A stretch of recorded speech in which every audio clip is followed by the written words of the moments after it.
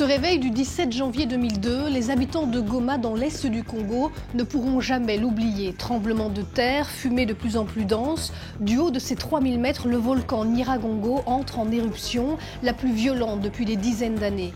Le tracé de la lave laisse le temps à la plupart des habitants de prendre la fuite avant d'atteindre la ville. Il y aura plusieurs dizaines de morts et des centaines de milliers de réfugiés, la plupart au Rwanda voisin. Un flot incessant d'hommes, de femmes et d'enfants transportant en vrac quelques matelas ou meubles sauvés à la hâte.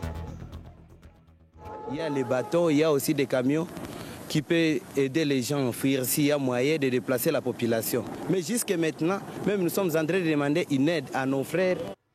Et les dégâts matériels sont très importants. Un mur de lave recouvre un pan de la ville, la coupant en deux avant de se déverser dans le lac Kivu, faisant craindre l'émanation de gaz toxiques.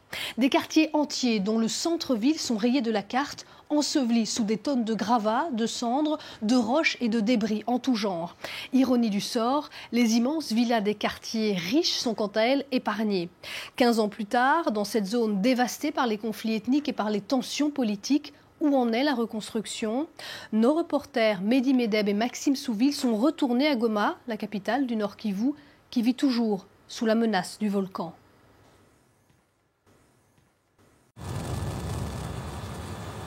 C'est une région qui ne ressemble à aucune autre au monde. Le lac Kivu, les montagnes du Massissi, cette petite Suisse du Congo. À quelques mètres du sol, cette nature est encore plus éclatante. Goma aurait de quoi faire rêver. Et pourtant, son 1,5 million d'habitants vit sous la menace permanente de géants de la nature. Le Nyiragongo et le Nyamulagira, tout simplement les volcans les plus actifs d'Afrique.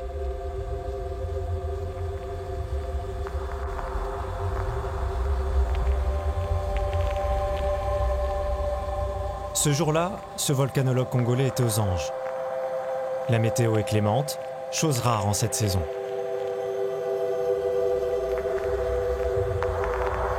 On a l'impression d'avoir décroché la Lune. Toute trace de vie semble avoir disparu. Des paysages à couper le souffle, à les arpenter à bout de souffle aussi, à cause des 3000 mètres d'altitude et de l'atmosphère saturée de soufre. Sans équipement approprié, Célestin Maïnda et son équipe de chercheurs pensent avoir perdu 2 ans d'espérance de vie. Donc nous cherchons un endroit pour s'installer. Et nous sommes très rapides puisque le plus souvent l'atmosphère change. Les recherches se font en conditions extrêmes, à tout point de vue d'ailleurs, car la situation sécuritaire dans la zone est des plus tendues. Bien avant, on se rendait ici à pied.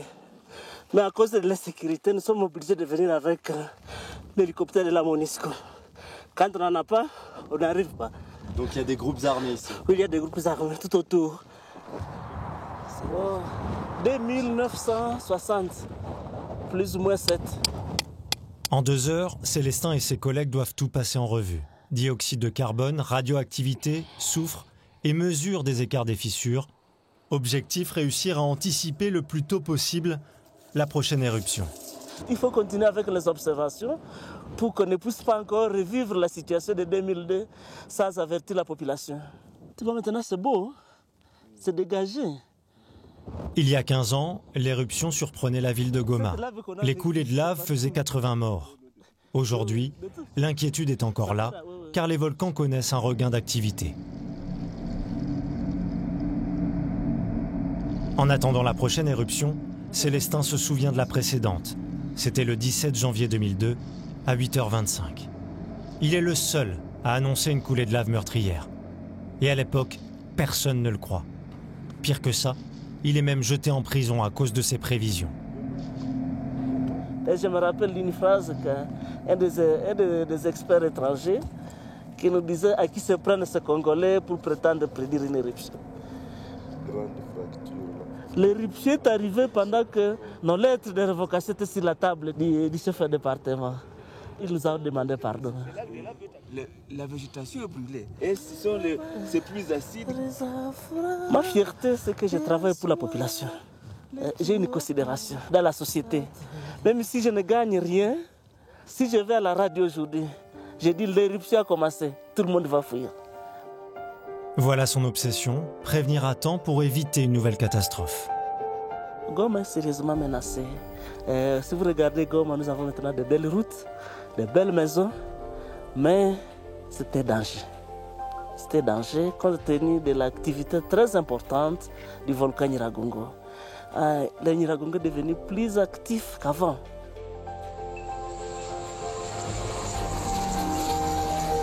Il est peut-être plus actif, mais sincèrement, ça ne change pas grand-chose à la vie de Goma. Tout le monde apprend ou a appris à faire avec, à vivre, sous la menace des volcans. Ça devient comme l'effet du temps et de la météo, sur des panneaux de fer. Un plan de contingence a bien été prévu en cas de nouvelle éruption. Mais sur le terrain, toujours pas d'exercice de simulation. Seul Célestin et ses capteurs continuent d'avertir sur de possibles dangers à venir. Cette fissure quitte le volcan, quitte le Nyiragongo.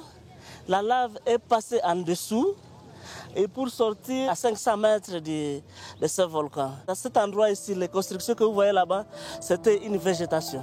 Et c'est dangereux pour eux. Si jamais la prochaine éruption arrivait, ils seront les premières victimes.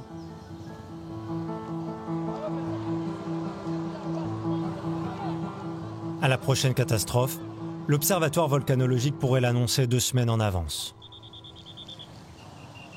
Maigre consolation, car quand on sait qu'en 15 ans, la population a triplé, ça laisse craindre le pire.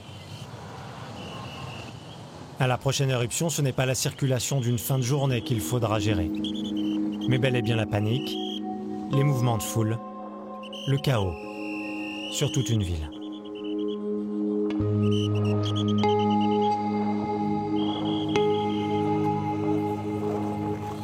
En 2002, les coulées de lave avaient entraîné la fuite de 300 000 personnes.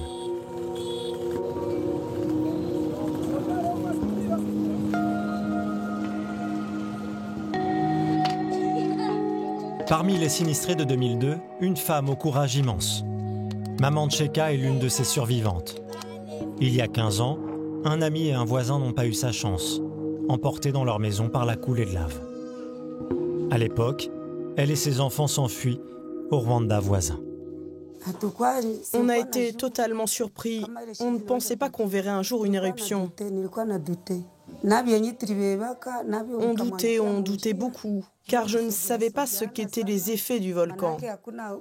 On n'avait jamais connu d'éruption. Et puis il y avait beaucoup de rumeurs, donc je n'y croyais pas. En fait, on n'était pas préparé du tout à vivre ce genre de situation. Quand la lave est arrivée, on s'est mis à fuir en abandonnant tout derrière nous.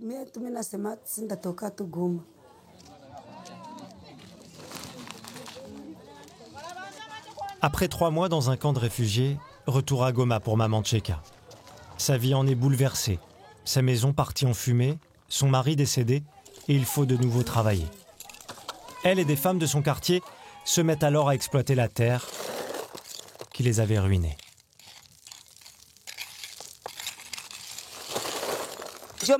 D'abord, on est obligé de casser ces pierres avec une barre à mine, puis on en fait des tas pour faciliter les chargements quand les camions viennent les prendre. Chaque sac de pierre vendu pour du ciment leur rapporte 300 francs congolais, même pas 30 centimes d'euros. Des pierres à casser, chaque jour que Dieu fait, à s'en abîmer les mains, le dos, souvent sous un soleil de plomb. J'ai très mal au dos et à la poitrine aussi. Quand je travaille ici, je me sens épuisée. On a eu l'idée de casser les pierres pour les revendre car on avait faim et on souffrait. Le volcan avait tout emporté, il ne nous restait plus rien du tout. Donc on n'avait pas le choix quand on est revenu. Il fallait trouver quelque chose.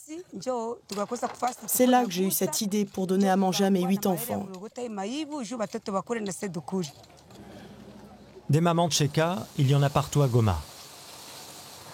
C'est le paradoxe de cette ville hyper dynamique, mais pauvre. Une ville en reconstruction, plus que moins, surtout en période d'élection. Des chantiers de partout, des travaux parcourent toute la ville, mais Goma reste une cité sous assistance. À chaque coin de rue, des humanitaires, des dizaines et des dizaines d'ONG et d'agences de développement. Les Nations Unies aussi. Ces milliers d'employés de casques bleus y injectent des millions de dollars. C'est l'autre visage de Goma. Car en plus de vivre avec un volcan qui menace de rayer la ville, Goma doit aussi composer avec la guerre. Une histoire faite de conflits répétés, traumatismes chroniques, pour une ville à la recherche de la paix.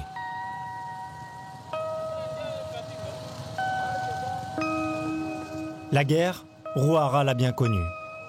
Il fait partie de ces contingents de milliers de démobilisés.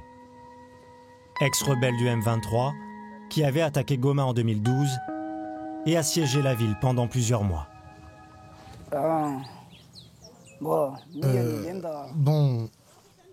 Je suis parti avec le M23 pour se battre. On a fait les batailles de Bunagana, Goma, puis nous sommes rentrés à Kibumba. On nous a recrutés de force à partir de Munigi.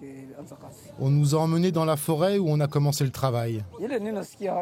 J'ai honte de mon passé car les gens en parlent mal.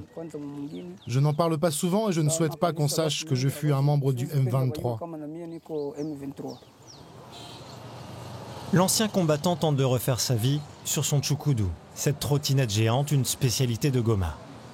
Chaque jour, Rouhara et son ami transportent des centaines de kilos, roulent, poussent sur plusieurs kilomètres leurs marchandises. Un travail harassant pour 3 $ par jour. J'étais porteur. Quand ils allaient se battre, on devait transporter les munitions et le matériel. Au moins, maintenant je gagne ma vie. Mais avant, avec la rébellion, je ne gagnais rien. Même pas 10 francs. Ce travail de Tchukudu est aussi très difficile. Mais au moins, c'est mieux que d'être avec une rébellion.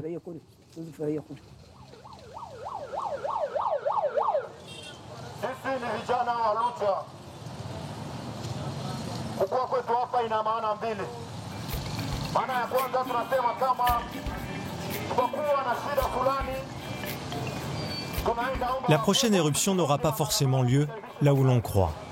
Elle pourrait venir de ces jeunes de la Lucha. Les militants de la lutte pour le changement manifestent depuis des années pour une meilleure gouvernance, mais aussi pour la tenue des élections.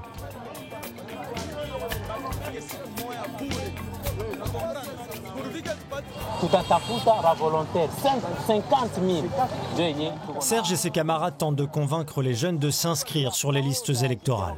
À chacune de leurs apparitions sur le terrain, la Lucha mobilise. Un travail citoyen réprimé par les autorités congolaises.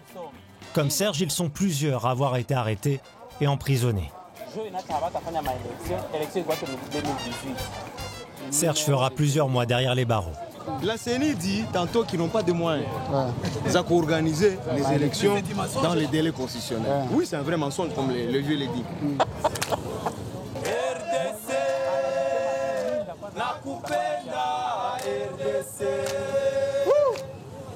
Mais ces appels à respecter le calendrier n'ont eu aucun effet sur les autorités. Présidentielles et législatives ont été repoussées à 2018. À la veille de la fin de l'échéance constitutionnelle du mandat du président Kabila, la Lucha continue de chanter dans l'espoir d'être un jour entendue. RDC, RDC, la la la la,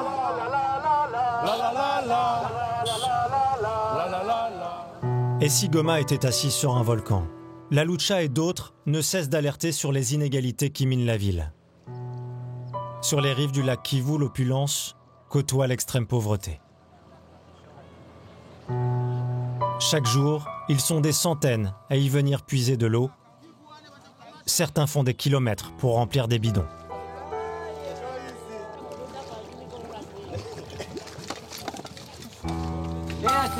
Des dosettes de chlore rappellent que le choléra peut encore frapper comme par le passé. «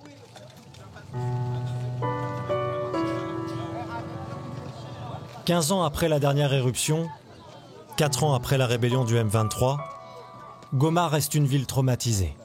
Son histoire violente pourrait-elle ressurgir? Les démons du passé refaire surface?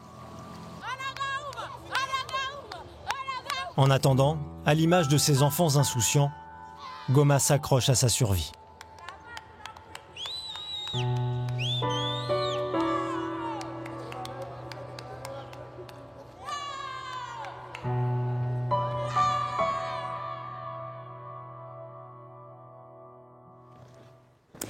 Et c'est la fin de ce billet retour à Goma. Merci à vous de l'avoir suivi. Vous pourrez trouver cette émission sur le site internet de France 24.